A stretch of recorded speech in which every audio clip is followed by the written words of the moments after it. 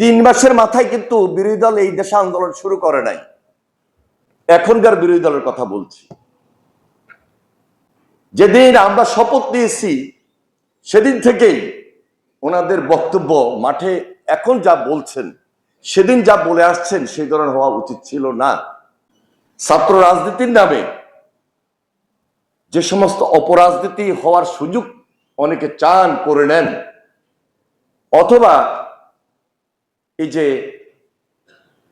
ভাবমূর্তি ক্ষুণ্ণ করেন, কালিমা লেপন করেন, ওই সমস্ত অপকর্মগুলা বাদ দিয়ে প্রকৃত ছাত্র রাজনীতির ধারাবাহিকতা ধরে রেখে আমরা যেন উজ্জ্বল একটা নতুন দৃষ্টান্ত স্থাপন করতে পারি। বিশেষ করে 5ই আগস্টের পর থেকে এটা আরো বেশি নৈতিকভাবে আমাদের দায়িত্ব হয়ে পড়েছে।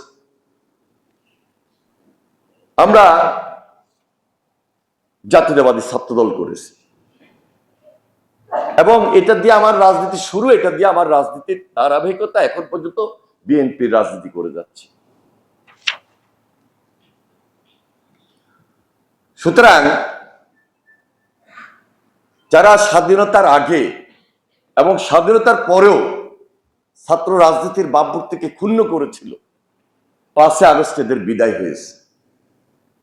এখান থেকে শিক্ষণীয় আছে এবং শিখতে হবে। শিক্ষা নিয়েই আমাদেরকে ভবিষ্যৎ এই প্রজন্মের জন্য নতুন নতুন ক্ষেত্র তৈরি করে বাংলাদেশটাকে আমরা আলোর মুখ দেখাতে হবে, যেটা আমরা নির্বাচনী প্রতিশ্রুতিতে ব্যক্ত করেছিলাম যে আমরা নির্বাচিত হওয়ার পর আমাদের যে ইশতেহার, সেই ইশতেহার অনুযায়ী আমরা কাজ করব, সেই ইশতেহার অনুযায়ী আমরা দেশটাকে পরিচালনা করব। আজকে নির্বাচন শেষ, 12 ফেব্রুয়ারি নির্বাচন হওয়ার পর 17 ফেব্রুয়ারি আমরা শপথ নিয়েছি, 18 ফেব্রুয়ারি থেকে আমরা কাজ শুরু করেছি, আজকে 19 তারিখ, 3 মাস হয়েছে। 3 মাসের মাথায় কিন্তু বিরোধী দল এই দেশে আন্দোলন শুরু করে নাই। এখনকার বিরোধী দলের কথা বলছি। যেদিন আমরা শপথ নিয়েছি সেদিন থেকেই ওনাদের বক্তব্য মাঠে এখন যা বলছেন, সেদিন যা বলে আসছেন সেই ধরনের হওয়া উচিত ছিল না। যেটা আমাদের প্রতিমন্ত্রী সুলতান সালাউদ্দিন টুকু তার বক্তব্যের মধ্যে কিছু কথা তুলে ধরার চেষ্টা করেছিলেন এবং বলেছেন, আমি রাজনৈতিক সে আলোচনায় আর যাইতে চাই না, কারণ এটা অতীত ম্যাটার। আওয়ামী লীগ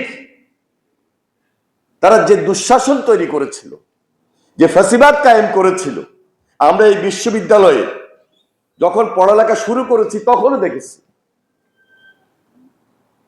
আমাদের রাজনীতির মধ্যে বিশেষ করে প্রেসিডেন্ট জিয়া, বিশেষ করে দেশনেত্রী বেগম খালেদা জিয়া এবং বর্তমানে তারেক রহমান সে কালো অধ্যায় রাখেন নাই, রাখার সুযোগও নাই। কারণ প্রেসিডেন্ট জিয়ার স্বপ্নটা ছিলই একটু ভিন্ন দেশকে নিয়ে।